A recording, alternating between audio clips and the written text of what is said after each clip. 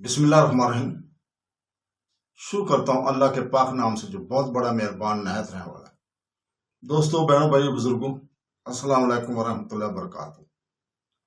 ہم اسلامی وراثت کی کہانیوں کی سیریل میں ہم فتح مکہ میں آپ کو خوش آمدید کہتے ہیں۔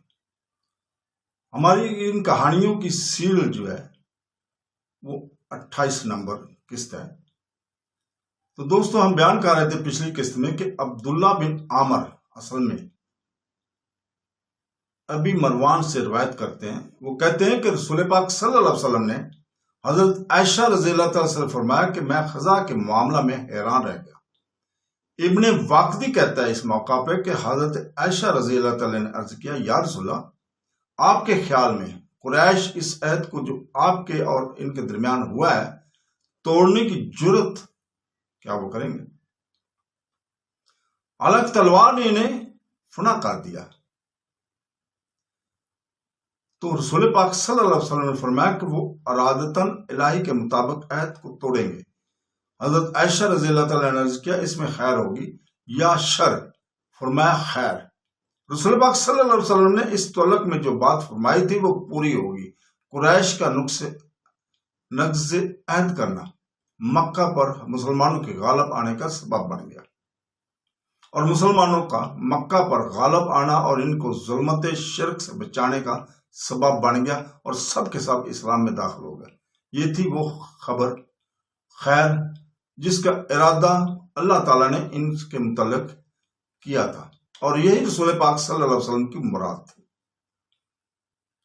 رسول پاک صلی اللہ علیہ وسلم کو توقع تھی کہ سرداران قریش نے بنی بکر کے ساتھ اشتراک اور اتفاق کر کے خزا پر جو ظلم کیا ہے اس کے نتیجے میں انہیں خوف لاحق ہوا، اور رسول کریم صلی اللہ علیہ وسلم کی جانب سے تجدید صلح کے حصول کے لیے کوششیں ضرور کریں گے، تاکہ مسلمانوں کو اس ظلم کے خلاف جو انہوں نے خزا کے بارے میں روا رکھا تھا کسی حربی کارروائی کی برے کار نہ لانے کا پابند کر دیں۔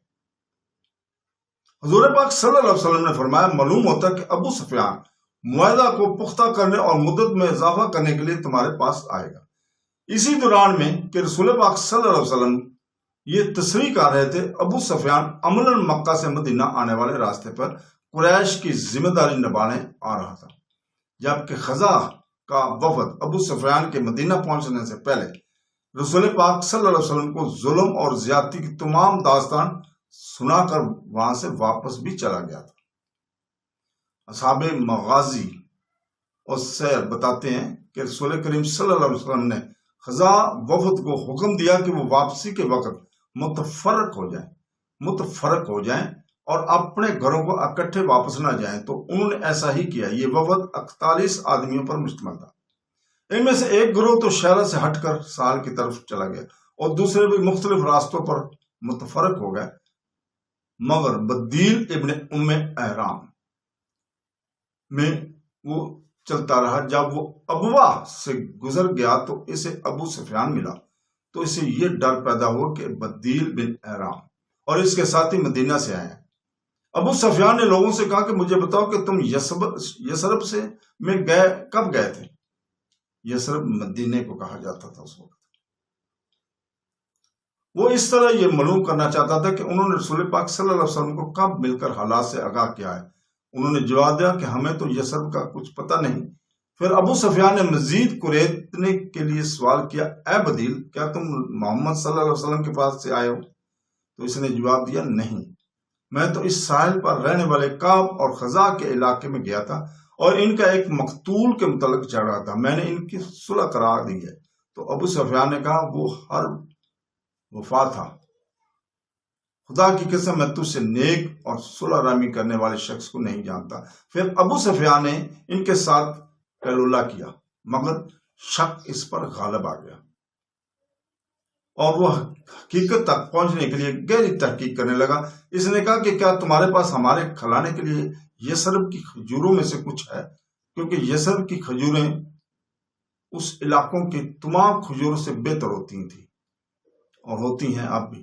انہوں نے جواب دیا، ہمارے پاس کوئی کھجور نہیں، مگر شکوک اس پر حملہ کرنے لگے، اس لیے کہ وہ ان کے انکار کے باوجود مطمئن نہ ہوا اور ان کے चले जाने के बाद सबसे पहले इनकी फरोगाह में आया और इनके ऊंटों के बैठने की जगह से मेंगनियां उठाकर और इन्हें फाड़ कर देखने लगा, तो इनमें से इसने खजूर की गुठली को पाया। फिर जहां वो खुद उतरे थे इस जगह इसने अजवा खजूर की गुठलियां देखी जो परिंदे की जुबान की तरह होती हैं। उसे यकीनी तौर पर पता चल गया कि ये लोग मदीना से आए थे, और इसने कहा कि ये हल्फन कहता हूं कि ये लोग हुजूर पाक सल्लल्लाहु अलैहि वसल्लम के पास से आए हैं। और इस वक्त अबू सुफियान की इस उम्मीद पर ओस पड़ गई कि वो नबी करीम सल्लल्लाहु अलैहि वसल्लम के यहाँ तौसीक़ मुआहदा और अज़ाफ़ा मुद्दत की कोशिश में कामयाब नहीं हो सकता।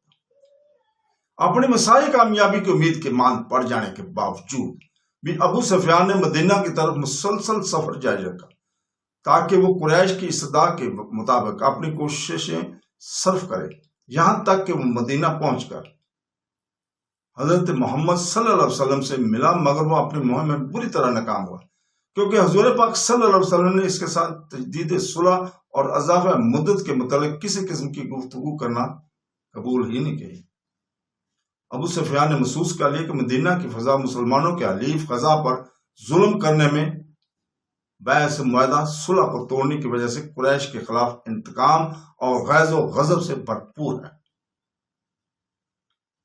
और ख़ज़ा के वफद ने मदीना आकर हुजूर पाक सल्लल्लाहु अलैहि वसल्लम को इस जुल्म की तफसील बताकर मुसलमानों के खिलाफ इस दर्जा तक भड़का दिया था कि अबू सुफियान ने बावजूद कनाना का सरदार होने के अपने आप को मदीना में ऐसे लावारिस बच्चे की तरह पाया जिसे कोई भी कुशादा रोई से नहीं मिला था।